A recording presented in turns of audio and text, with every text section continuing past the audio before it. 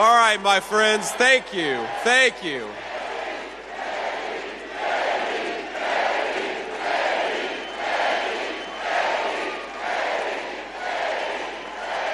All right. Well, it is great to be in Atlanta. Hello, Georgia.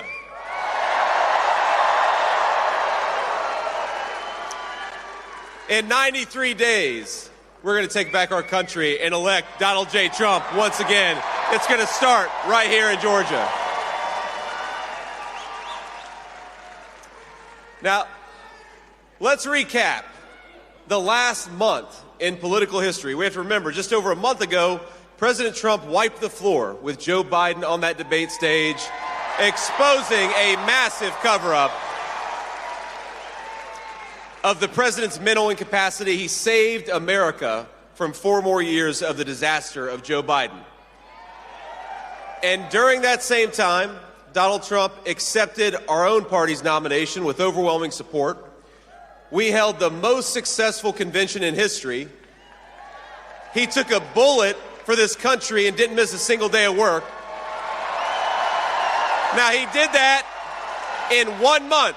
Just imagine what he's going to do with 4 more years. Ain't that right?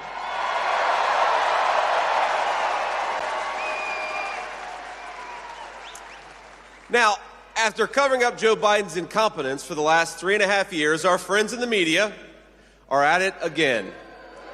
This time,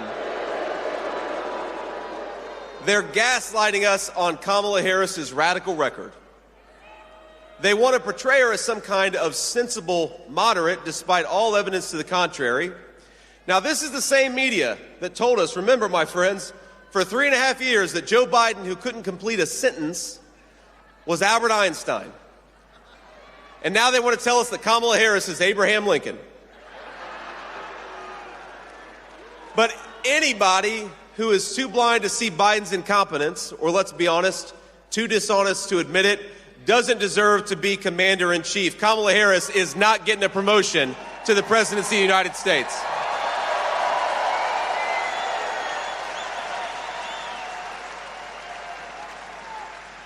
Now, the Democrat Party bosses would like to install her as their new nominee and as the next president, but remember, she has not received a single vote for president. Let's actually give Democrat primary voters some credit, because in their primary in 2020, Kamala Harris was so unpopular, she didn't even make it to the first vote being cast. She wasn't in the top 3 in her home state of California. And the reason is Democrat voters know what every American agrees with: America is never going to elect a San Francisco liberal who's so far outside the mainstream. We're not going to elect Kamala Harris as president.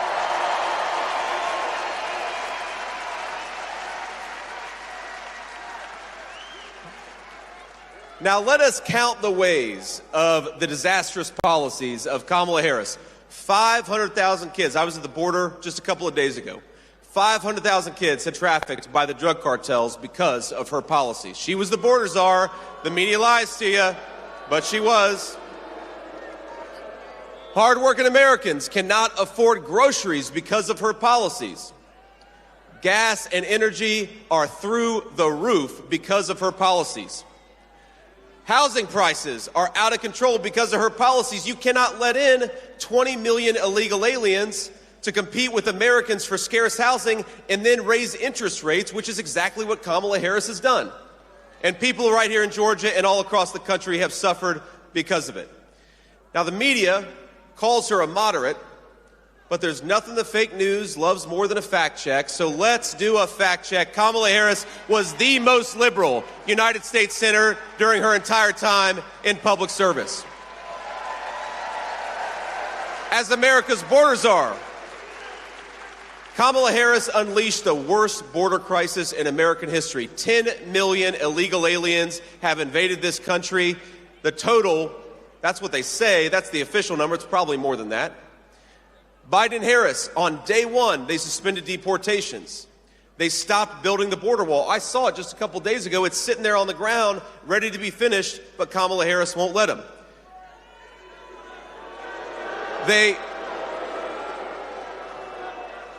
They reinstated catch and release. Then they proposed amnesty for millions of illegal aliens. Kamala Harris turned Border Patrol into a travel agency for the worst criminals and terrorists all over the world. Now, we have a different message, President Trump and I do. If you're in this country illegally, start packing your bags. You go home in 6 months.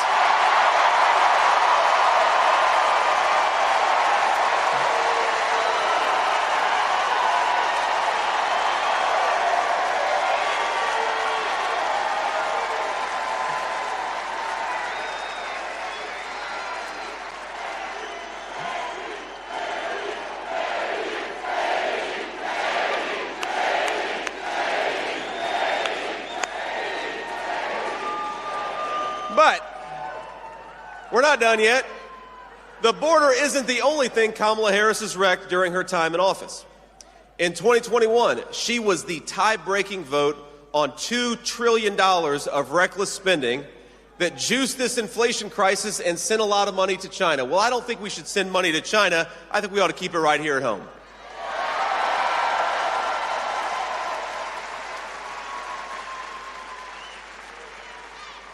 Remember the Inflation Reduction Act, which was really the Inflation is a Disaster Act. She cast the deciding vote, triggered the worst affordability crisis in generations.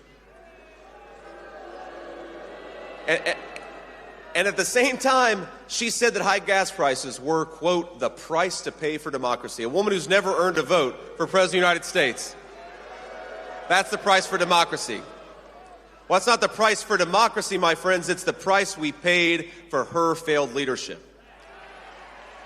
Now, Harris wants to ban fracking, ban offshore drilling, take away your gas cars. And by the way, I think in America, you ought to be able to drive whatever the hell you want to, because this is America, and we believe in freedom.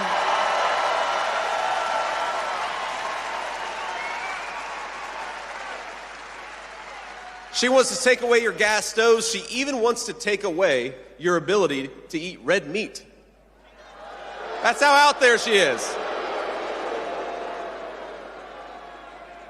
That's real. The fake news will fact check it. They'll fact check it true. She actually said that. In other words, she thinks that she's better than us. She thinks she's better than you. She thinks she's smarter than you. She thinks you need to be told how to live your life. But this November, let's tell the Washington elites, let's tell Kamala Harris, mind your own damn business. We're electing Donald J. Trump, President of the United States.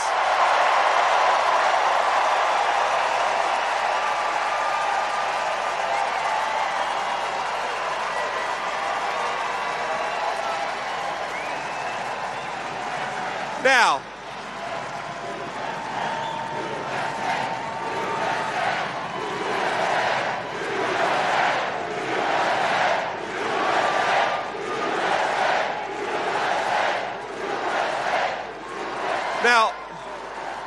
every time the Democrats attack us and attack our movement, they can't help but tell on themselves. They reveal how much they hate the American people. Now remember this. Remember, Barack Obama said we cling to God and guns. Remember that? Hillary Clinton called us deplorables. And now Kamala Harris says we're weird. Well, Kamala, I'm glad you brought that up. Let's talk about some things that are weird.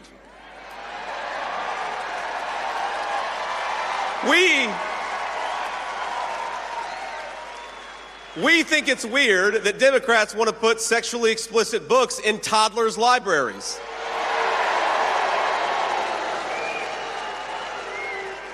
We think it's weird that the far left wants to allow biological males to beat the living crap out of women in boxing.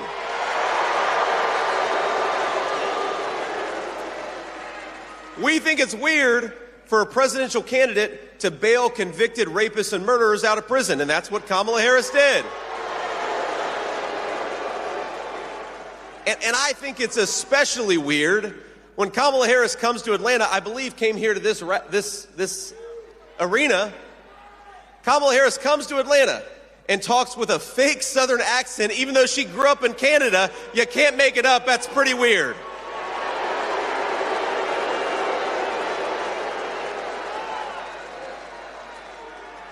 Go watch the clip. She sounded like a Southern belle, even though she grew up in Vancouver. It doesn't make any sense.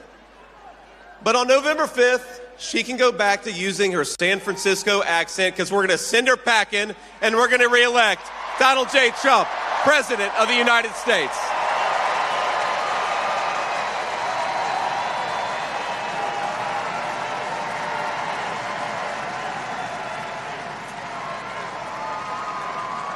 Now, we can handle the made-up attacks by Democrats and by the media because we're used to it by now. But here's something I can't stomach about Kamala Harris. It's when she has the nerve to question our loyalty to this country. And she does. Well, here's what President Trump and I believe about loyalty.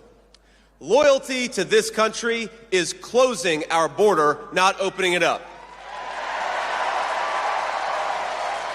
Loyalty is making life more affordable, not causing inflation because you can't stop sending money like a drunken sailor.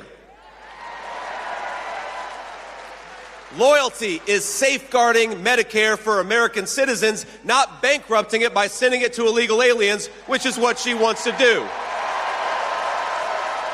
Loyalty is protecting Laken Riley, not allowing an illegal immigrant to take her life.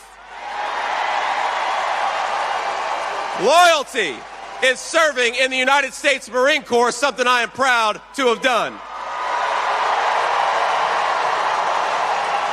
Loyalty is taking a bullet for this country, something Donald J. Trump did. Kamala Harris, if you want to see the face of disloyalty, look in the damn mirror.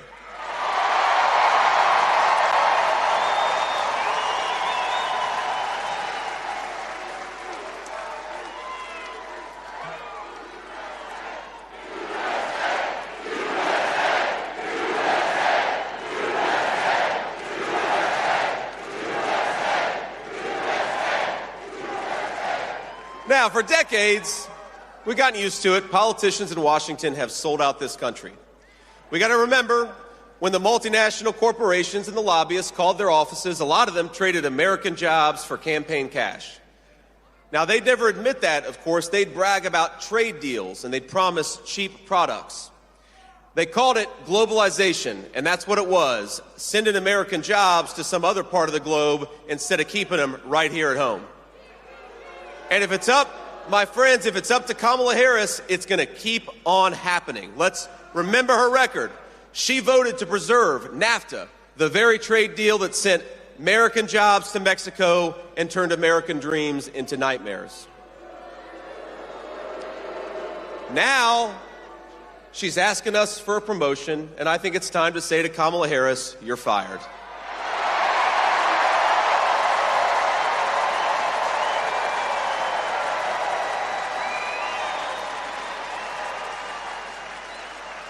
The American dream is dying under Kamala Harris. But we're going to save it. We're going to save it for every American, regardless of color or creed, and we're going to do it when we reelect Donald J. Trump, President of the United States. That's why we got to do it.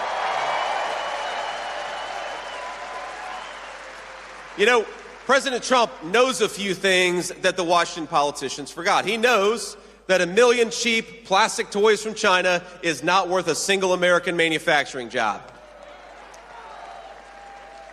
We're going to rebuild American manufacturing. We're going to rebuild the factories. We're going to rebuild the American dream, and we're going to stamp more products made in the USA. It's a beautiful thing, and that's what we're going to do.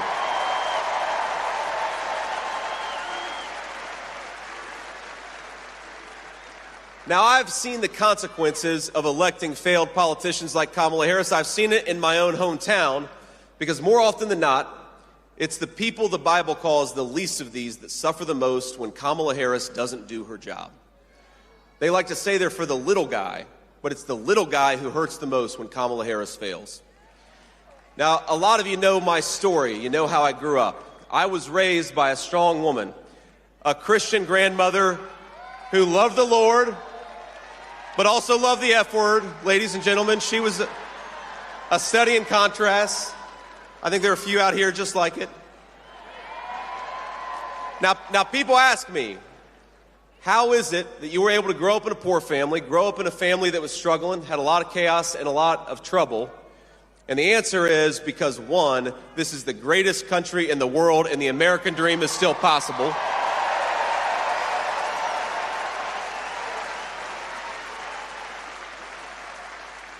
The second answer is because I had a mamaw who was tough as nails, and she kept me on the right path.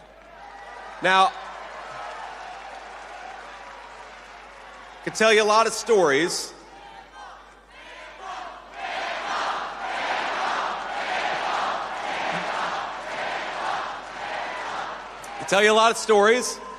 But one of my favorite mamaw stories is when I enlisted in the U.S. Marine Corps. She was very proud of me, of course, but it was a time of war, and mamaw was not happy that a recruiter had persuaded me to enlist in the Marines.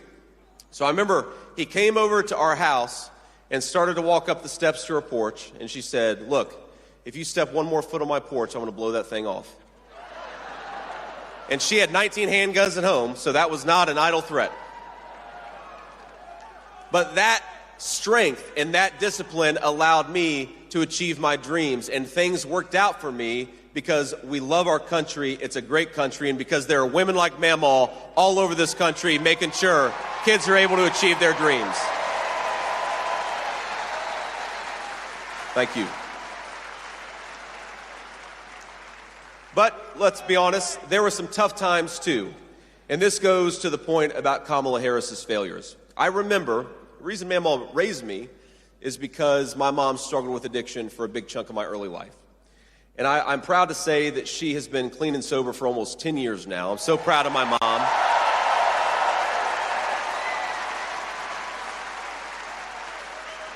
Thank you.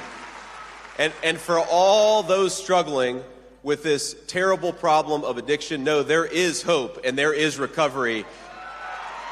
It's worth it. You got to keep fighting for it. But we support you and we support your dreams for second chances. But it wasn't always that good. Didn't always think that I would get a second chance with my mom. I remember being a kid, waiting at the bedside of my mom, angry that she had taken something she shouldn't have taken, and just praying to God, even though I was so mad, praying to God, please, Jesus, just let her wake up. Don't let this thing be the thing that took her life. And the unfortunate truth, my friends, is that the poison that Kamala Harris has let into this country means there are a lot of kids like me who are not going to have those prayers answered. We're going to remember who we're fighting for. And it's the kids at the side of those bedside tables begging God for their parents to wake up. We're going to make sure that happens. We're going to fight for the people who are struggling in this country.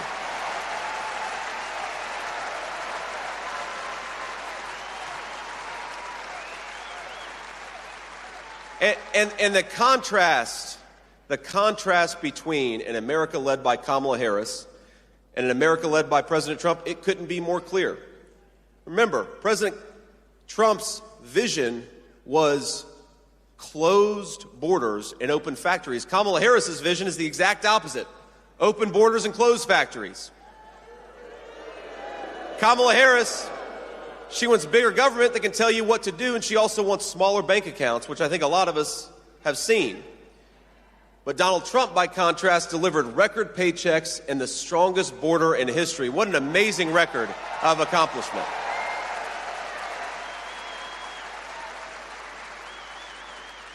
Kamala Harris wants to ban fracking and buy energy from every tin-pot dictator all over the world. Donald Trump wants to drill, baby, drill. Let's get it from our own workers and our own territory.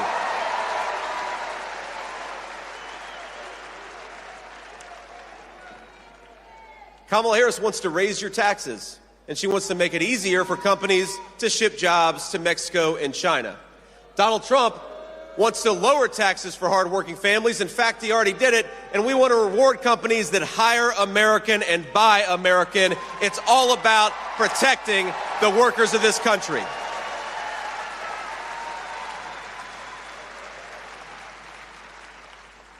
Kamala Harris wants to defund the police and let violent criminals out of jail. Donald Trump wants to lock up the bad guys and back the blue, and he did it for 4 years. He's going to do it again.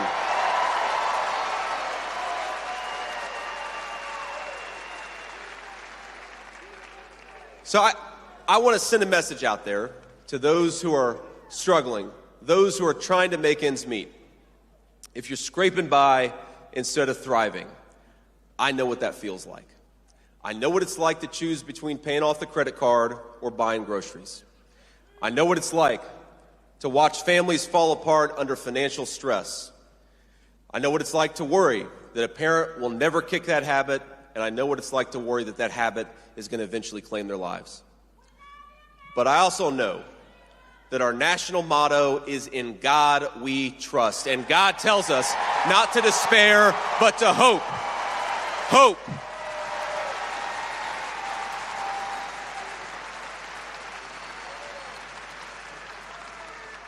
And while the media likes to lie about this movement and this party, this movement of ours is about a simple idea. We love this country enough that we will never give up hope, and we will never stop fighting for a better future for everybody, whether they vote for us or not. If you're an American citizen, we love you, and we're going to fight for you. Now, we know that in this election, the best way to give our people hope for the future is to re-elect the guy who already did it and did it very well, Donald J. Trump, the once and future president of the United States. In just a few months, I believe this state of Georgia is going to lead a great American restoration, a restoration of safety, of prosperity, and yes, of hope. We're going to secure our borders. We're going to kick out the drugs and the illegal immigrants. We're going to rebuild American manufacturing. We're going to bring jobs back to this country, and we are going to buy American, for our people. It's going to start in Georgia. God bless you all. Thank you so much for having me. I'm going to be your next vice president, and we're going to win Georgia and win this country. I love you all. Thank you so much for having me.